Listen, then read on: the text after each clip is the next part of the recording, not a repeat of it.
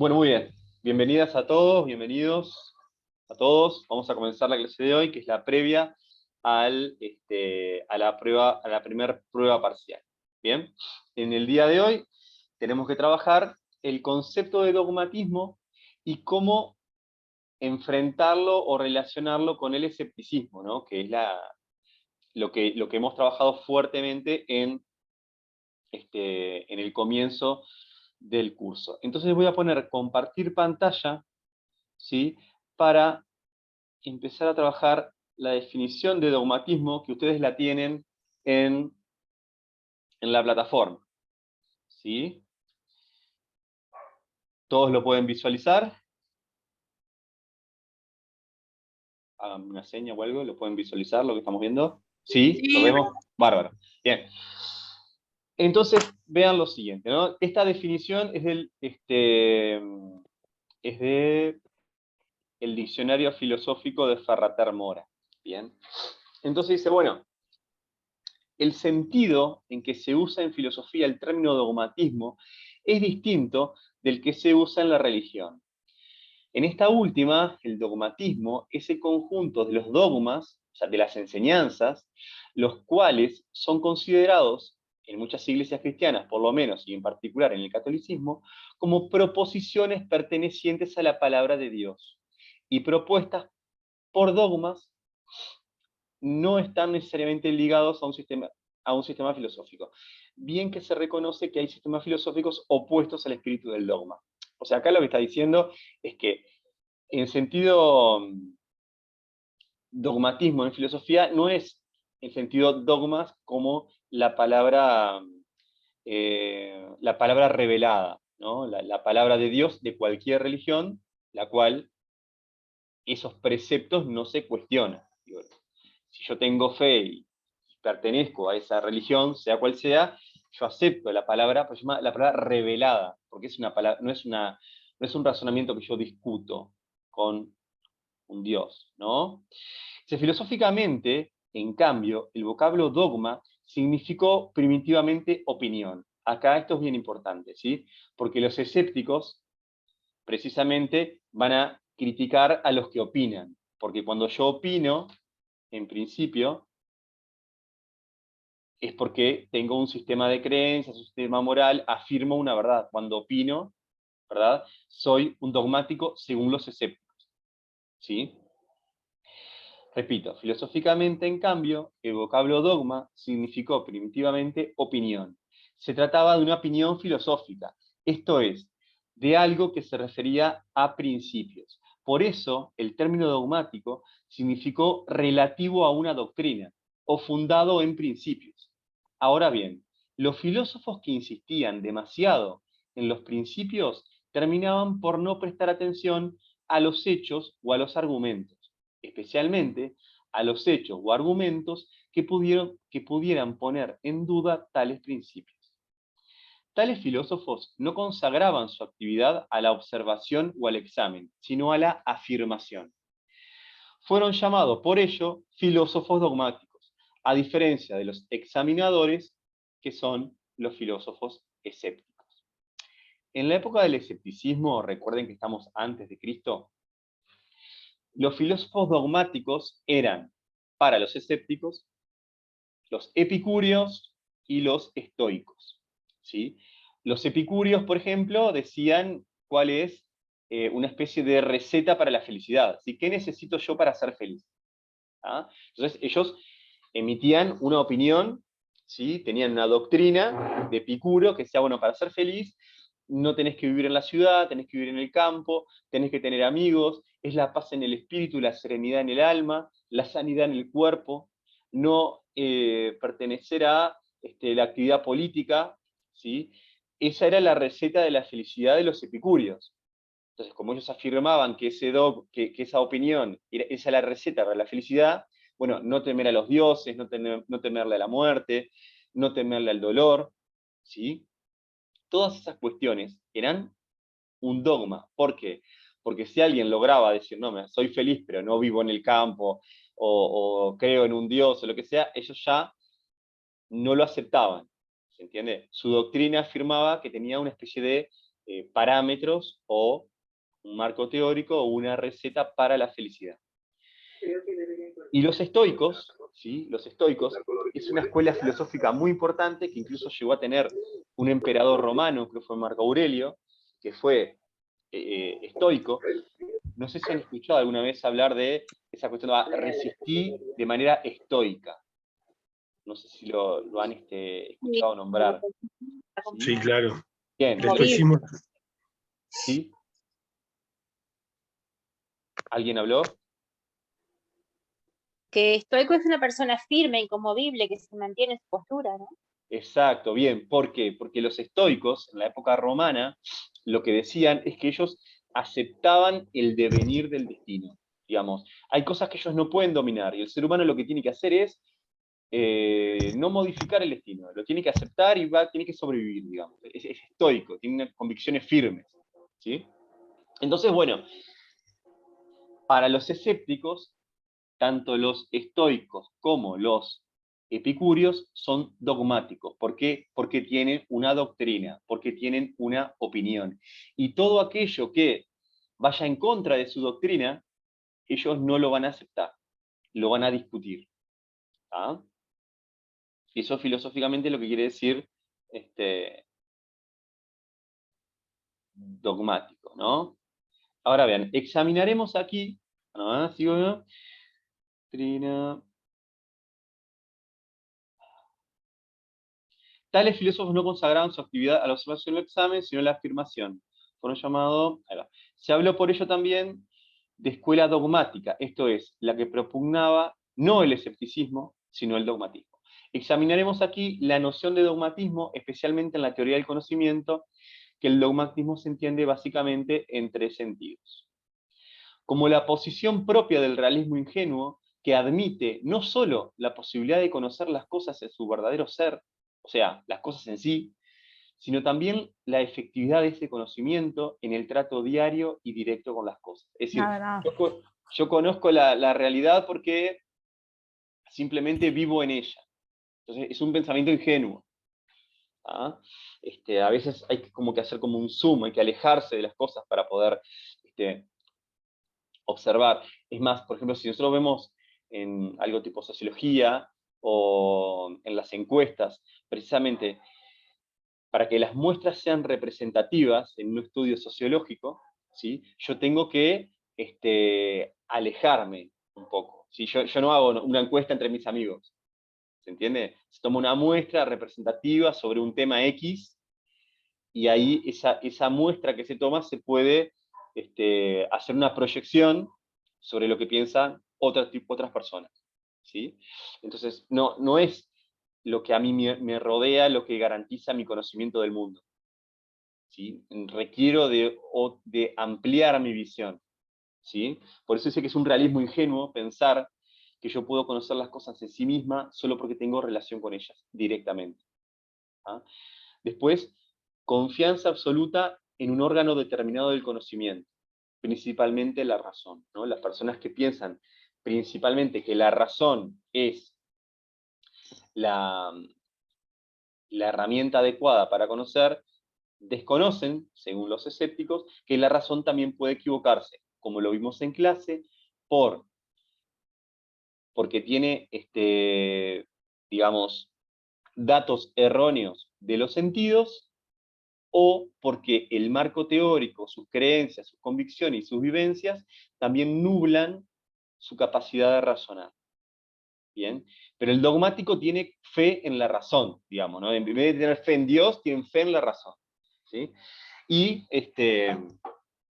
ahí complementa el punto 1 con el punto 2. Y el punto 3 es la sumisión sin examen personal a unos principios de una autoridad que les impone o revela. Puede ser una autoridad religiosa o puede ser incluso una autoridad, no sé, que a veces nos pasa en la vida cotidiana que vemos, no sé, especie de expertos o personas que son muy renombradas en determinada área del conocimiento, pero por tener esa autoridad en una determinada área del conocimiento, emiten opinión sobre otras áreas del conocimiento que no necesariamente son expertas.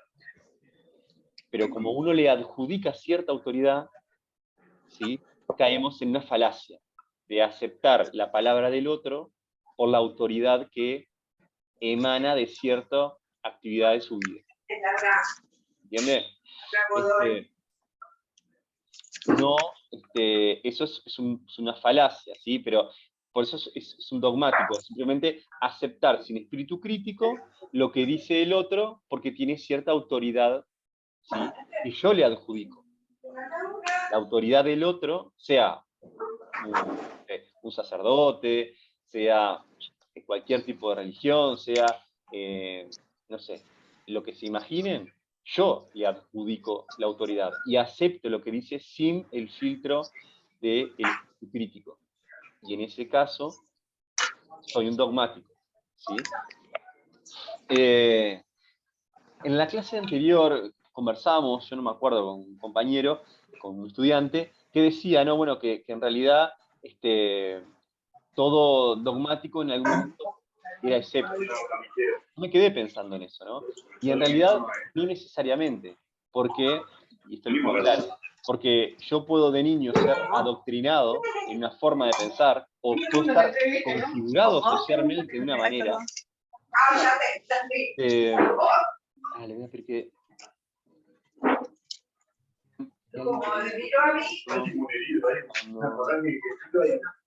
Hay muchísimo ruido. ¿Hola? El micrófono abierto no permite escuchar bien, profe. Sí, estoy intentando buscar a ver quién es el que tiene para silenciarlos a todos, pero estoy viendo cómo es esto. No me salta quién es el que tiene el micrófono abierto.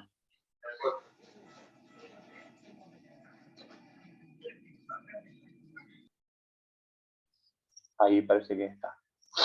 Bueno, ahora sí.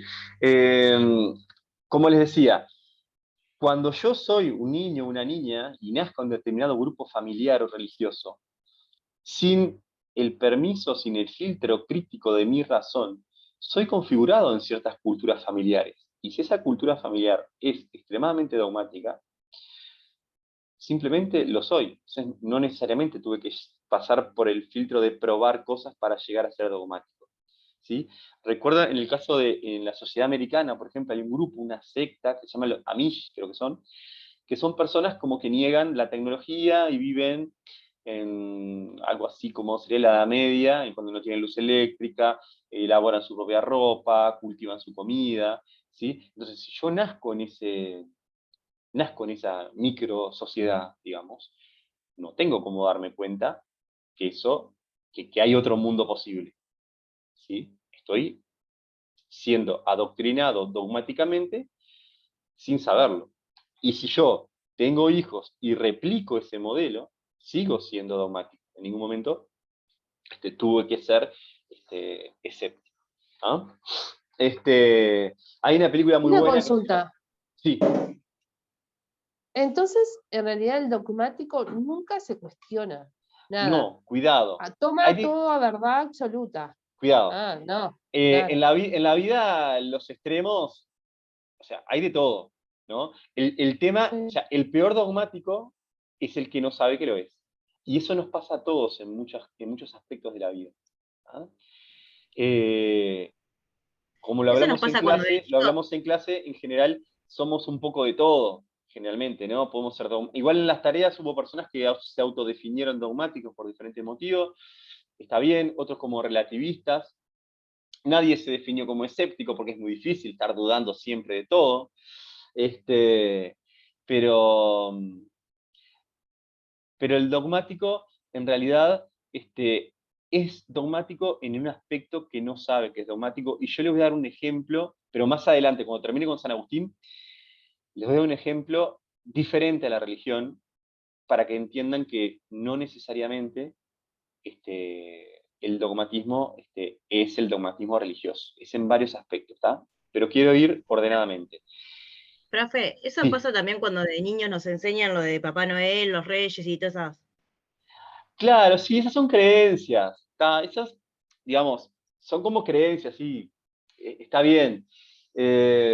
Pero esto es como más profundo. Claro, nosotros creemos en el espíritu crítico, está bien, queremos ser los reyes, creemos en Papá Noel. El tema es cuando creemos que la única realidad posible es la de mi familia, o la única manera en la cual las personas se vinculan es mi estructura familiar. Cuando yo salgo de mi estructura familiar y veo otra, o cuando voy a otro país, o cuando conozco otras culturas, ahí veo que hay otras formas de configurar al ser humano. ¿Sí? Hay diferentes tipos de dogmatismo. ¿Está? Ese es el punto. Sigo. Entonces dijimos, en filosofía se entiende generalmente el dogmatismo como una actitud adoptada en el problema de la posibilidad del conocimiento, y por lo tanto comprende las dos primeras acepciones. Sin embargo, la ausencia del examen crítico se revela también en ciertas formas tajantes de escepticismo. Esto es lo que discutimos con un par de compañeras, creo, ¿no? Lo leo de vuelta. Sin embargo, la ausencia de examen crítico se revela también en ciertas formas tajantes del escepticismo, los radicales. Y por eso se dice que ciertos escépticos son, a su modo, dogmáticos. ¿El tema cuál es? Si ustedes leen el repartido, al final, hay ciertas expresiones escépticas que ellos proponen para no ser dogmáticos. En el libro de Esbozos Pirrónicos, toda la introducción está dedicada a justificar que ellos no dogmatizan, ¿sí? Porque ellos dicen, bueno, en vez de asegurar tal cosa, deberíamos decir, tal vez esto puede ser así, sigamos analizando, ¿sí? Ellos se autodefinen como no dogmáticos. Generalmente, los dogmáticos también nunca dicen que son dogmáticos, ¿no?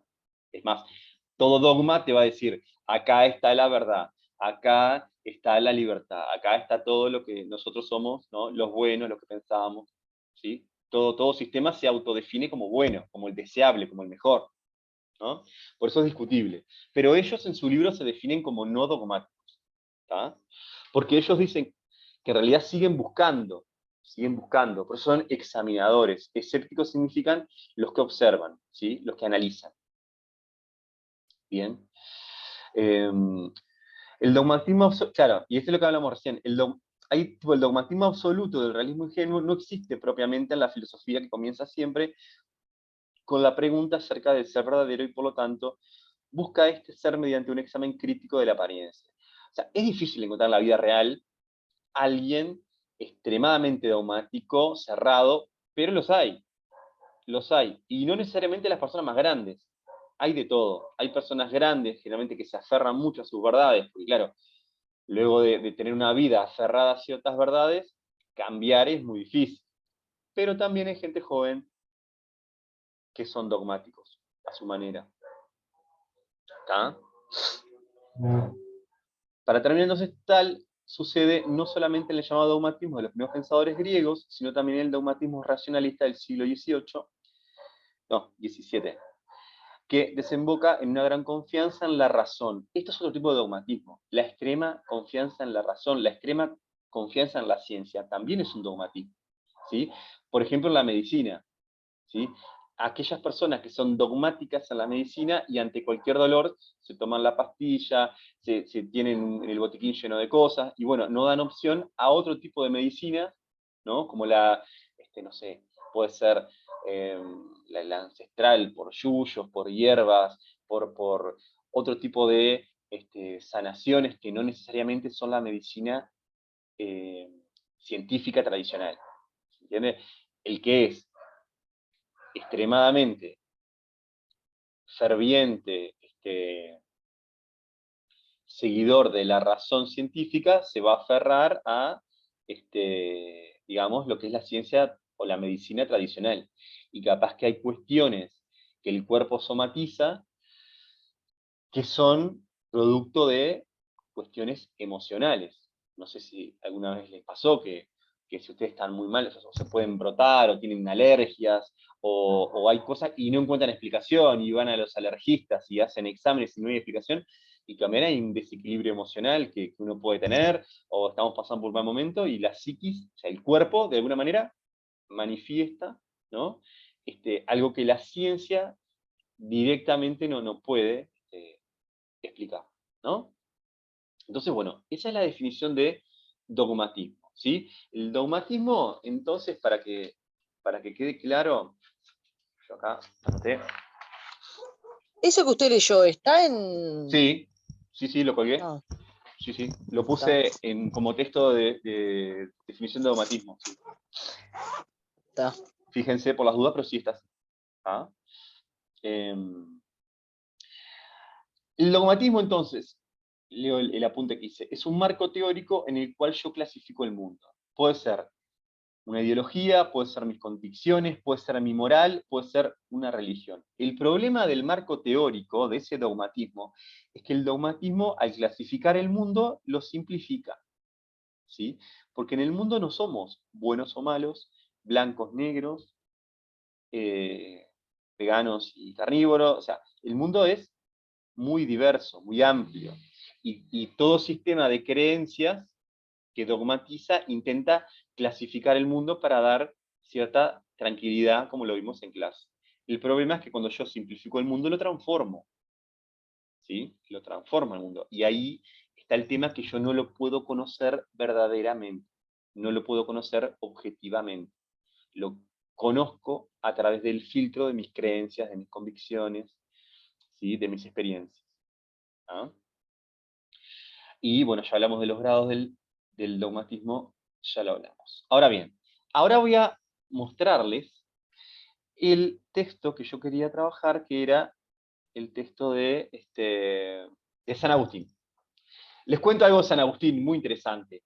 San Agustín es uno de los padres de la Iglesia, ¿sí? Es uno de los teóricos de la Iglesia, que en principio tuvo una vida muy licenciosa. En realidad, San Agustín era un penal, tomaba, tuvo una hija sin casarse, San Agustín recorrió varias escuelas filosóficas, ¿no? Entonces, claro, no es el prototipo de no sé, que ustedes se imaginan un sacerdote, ¿no? Que cumple ciertos preceptos morales. Hasta los 33 años, él hizo un camino, él siempre dijo que él buscaba la verdad. Escuchen esto. San Agustín busca la verdad, ¿bien? Se empecina en buscar la verdad, recorre escuelas filosóficas, no encuentra el camino en su producción filosófica. Estamos en Roma, estamos en el siglo I, ¿sí? Estamos en el periodo del Imperio Romano. ¿Qué pasa? Él intenta justificar la existencia de Dios sin la fe. ¿Sí? Bueno, racionalmente, ¿puedo justificar la existencia de Dios? Esa es una de las cuestiones de San Agustín. Y San Agustín dice, bueno, y vean la conexión con los escépticos. Él duda del mundo exterior también. Dice, no, los sentidos me transmiten ideas equivocadas, se equivocan mis sentidos. Entonces, en lo único que puedo confiar es en mi interior, o sea, en el viaje introspectivo. ¿Sí? Lo único que tengo conmigo mismo siempre soy yo mismo. Entonces, yo tengo que autoanalizarme. ¿Sí? Como él está ligado a la fe cristiana, él va a analizar su alma, digamos, porque el alma es la huella de Dios en el mundo, dice San Agustín. ¿Sí? Vean que eso surge de un principio escéptico que duda del mundo exterior. Y luego, esta cuestión de San Agustín va a desembocar en las afirmaciones de Descartes y luego va a desembocar en la creación del psicoanálisis con Freud, cuando estudia el yo. Claro, como Freud no habla de alma, él habla del yo. Pero San Agustín, cuando habla del alma, está hablando de lo que sería el yo, que va luego a hablar Freud. ¿Bien? Entonces, bueno, San Agustín sigue en esa búsqueda, ¿no? Sigue esa búsqueda. Es interesante, San Agustín tiene, por ejemplo, resoluciones a problemas, como por ejemplo, bueno, él tiene discusiones argumentales con otras personas, y dice, bueno, si Dios existe, ¿qué hacía Dios antes de crear el mundo? ¿No? Una pregunta que todo el mundo se va a hacer, dice, bueno, si el tiempo es como el que nosotros conocemos, ¿qué hacía Dios? Si Dios es eterno y el mundo tiene determinada cronología, ¿estaba aburrido, no hacía nada Dios? Entonces, bueno, la respuesta de San Agustín, y no los aburro con esto, pero es interesante, es que el problema es que el tiempo es un concepto humano, creado por nosotros. Dios está fuera del tiempo porque Dios crea el tiempo. Es lo que dice San Agustín. ¿tá? Pero simplemente para que vean la producción filosófica, ¿no? Cuestiona el tiempo, cuestiona la existencia del bien y el mal, cuestiona cómo conocer a Dios en un viaje introspectivo, pero esto lo hace después de los 33 años. A los 33 años pasa algo con San Agustín, pasa algo, y vamos acá a compartir pantalla, y vamos a ver qué dice San Agustín. Este libro se llama Confesiones, ¿sí? Confesiones, a ver, cargue. No, si nos quedamos sin tiempo, nos enganchamos de vuelta. Confesiones. Vean, lo voy a leer, a ver si ustedes entienden en qué momento, a mí lo que me interesa es que ustedes se den cuenta, en qué momento él deja de buscar la verdad. ¿Tá? Porque, o sea, deja de ser, digamos, un filósofo puro. ¿Bien? Porque él hasta los 36 años busca la verdad. Pero vean cómo interpreta los acontecimientos que pasan a su alrededor. Entonces, lo voy a leer. ¿Tá? Dice, esto se trata, él, repito, él sigue buscando a Dios y entonces sueña y lucha porque Dios le envíe una señal, que le diga algo, ¿sí? El Dios cristiano, ¿no? Entonces dice, yo me tendí, no sé cómo, bajo una higuera y retiré el freno a las lágrimas y brotaron un río de mis ojos como sacrificio aceptable a ti. Y te dije muchas cosas. Ciertamente, no con estas palabras, pero sí en ese sentido. Y tú, Señor, ¿hasta cuándo? ¿Hasta cuándo, Señor, estarás airado para siempre? No recuerdes ya más nuestras iniquidades del pasado. Me sentía aún cautivo de ellas y lanzaba gritos de pesar. ¿Hasta cuándo? ¿Hasta cuándo este mañana? ¿Por qué no ahora? ¿Por qué no poner fin en este instante a mi vileza? Decía esto y lloraba con contrición muy amarga de mi corazón. Y de pronto, vean acá, de pronto, desde una casa cercana, oigo una voz, no sé si de niño o de niña, que decía cantando muchas veces y repetía, toma y lee, toma y lee. Demudado de repente mi semblante y con suma atención, comencé a pensar si en algún juego los niños suelen cantar un estribillo así, pero no me parecía en absoluto haberlo oído en alguna parte.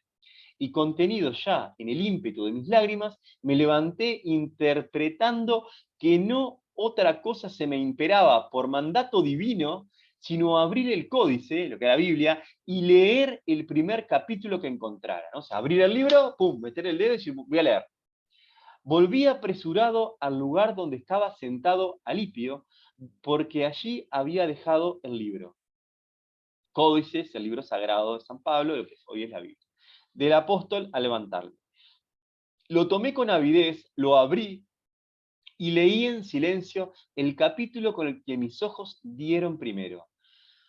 No en comilonas ni ebriedades, no en fornicaciones ni liviandades, no en rivalidades ni envidias, revestidos más bien del Señor Jesucristo, y no cultivéis la carne, dando satisfacción a sus concupiscencias. No quise ya leer más, ni era necesario, pues apenas concluida esa frase, como una luz de seguridad infundida en mi corazón, todas las tinieblas de mis dudas se disiparon. Punto. Bueno, ¿qué pasa acá? A ver si alguien, si quieren levantar la manito o algo, a ver qué piensan. Hola. ¿Se escucha? Sí. Ah, bueno, mira. A mí escuchan el celular de mi hijo. Sí, bueno, creo que no puedo apagar, porque es la única forma que puedo tener Ahora, clase. una cosa Sí. aparte, que leí un comentario de acá el compañero Daniel, que puso en el chat. Solo lo siguiente, te explico por qué, Daniel, digo esto. El filósofo puro busca la verdad, ¿sí? Constantemente. San Agustín encuentra la verdad y luego construye argumentaciones siempre para justificar la verdad que ya encontró. Es por eso que yo digo eso, ¿tá? Aunque es discutible, podemos discutirlo, ¿tá? Pero básicamente es eso. El filósofo se caracteriza, filosofía etimológicamente significa buscar el conocimiento o buscar la verdad. Cuando yo parto de una verdad divina que es Dios, ya la tengo, mi verdad, y yo construyo argumentaciones para justificar la verdad que ya tengo. Lo digo por eso, ¿tá? Aunque sería discutible. Sí, bien. ¿Quién estaba hablando? Yo. Sí, Ivana. En realidad, hoy lo leí el texto y me surgieron dos cosas, que al principio en realidad surge como un escéptico, porque, o sea, él lo que hace es que de alguna manera como que al liberar sus sentimientos, cuando dice, ¿no? En la primera parte dice como que, bueno, como que deja retener las lágrimas, algo así, no me acuerdo, como que se siente, como que de alguna manera puede encontrar esa paz, que es lo que habla el escéptico, ¿no? De que al no buscar la verdad absoluta, sino que lo que ellos buscan es como que la paz o en el alma. Y bueno, el problema, ¿sabes cuál es, Ivana? Que él encuentra la verdad. Claro, pero después, continuando el texto, ahí Sí. va, es cuando aparece en realidad la supuesta señal divina. O sea, que de alguna manera, como vos decís, o sea, que él se vuelve dogmático porque encuentra como un dogma al cual seguir y liberar de alguna manera, bueno, esa angustia, ¿no? A ver, vamos a otra opinión. Tengo la manito de, primero, Elsa, Carolina, Francis. ¿Estás ahí, Elsa? Sí, estoy acá. Sí, lo que pasa es que se me corta la internet. Tranqui. Yo pienso que el texto es totalmente dogmático en casi todas las cosas. Pues él está esperando una respuesta, o sea, no está interpretando un hecho que aconteció. El hecho fue que los niños cantaban, pero él, al estar esperando esa respuesta, interpretó que le estaban diciendo que tomara y que leyera ese libro. Bien. O sea, muchas cosas, también los sentimientos le están jugando no están permitiendo que él tenga un juicio objetivo, digamos. Bien. En sí Él todo estaba, lo que él bien, bien, muy bien. Él estaba esperando una señal. Además, no fue que agarró cualquier libro, ¿no? O sea, primero que nada, los niños cantaron una canción y él dijo, nunca escuché una canción así. Entonces interpretó que era una señal divina. Y después, no agarró cualquier libro. Fue y agarró el libro que tenía que agarrar. La se- siguiente, bien, gracias, Elsa. La siguiente manito era de Candy y después tengo a Martín. Buenas, ¿me escuchan? Sí. Para mí en el texto la parte donde entiendo que es dogmático es cuando dice todas las tinieblas de mis dudas se disiparon, porque un escéptico sigue con las dudas y cuando se disipan sus dudas ya pasa a ser dogmático. Bien, parte clave del texto, ¿no? Parte clave. Todas las dudas se Bien. disiparon. Ya está, ahí, ya está, no es escéptico. Gracias. Martín, te escucho. Sí, bueno, ¿me escuchan ahí? Sí. Sí. Claro, él en realidad lo que estaba buscando era como una argumentación para poder armar todo su dogma, ¿no? Para ¿De acuerdo? justificarlo, ¿no? Para justificarlo. Él estaba pidiendo precisamente una señal, ¿no? Interpretó. Empezar a armar toda la idea de poder sostener esa verdad. Sí, sí, sí. O sea, el punto es que una de las grandes discusiones en filosofía, precisamente, es saber si los filósofos religiosos, no solo los cristianos, ¿no? Los cristianos, el Islam, lo que se imaginen, si necesariamente pueden llegar a ser considerados filósofos o no, porque, repito, la definición del filósofo es el que busca el conocimiento, el que busca la verdad.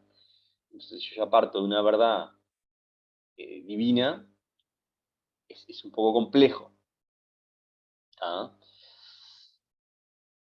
Bien, exacto. Y todas las dudas se disiparon. Ahí está siendo dogmático. Bien, bien, exacto. Muy bien, Isabel.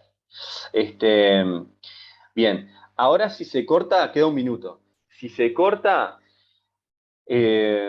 básicamente quiero dar un ejemplo más de dogmatismo para que vean que no solo me agarro con las religiones, porque no es la idea. La educación es laica y yo le doy clase a todo el mundo, crean o no, tengo compañeros que creen, otros que no, en fin, la vida misma, ¿no?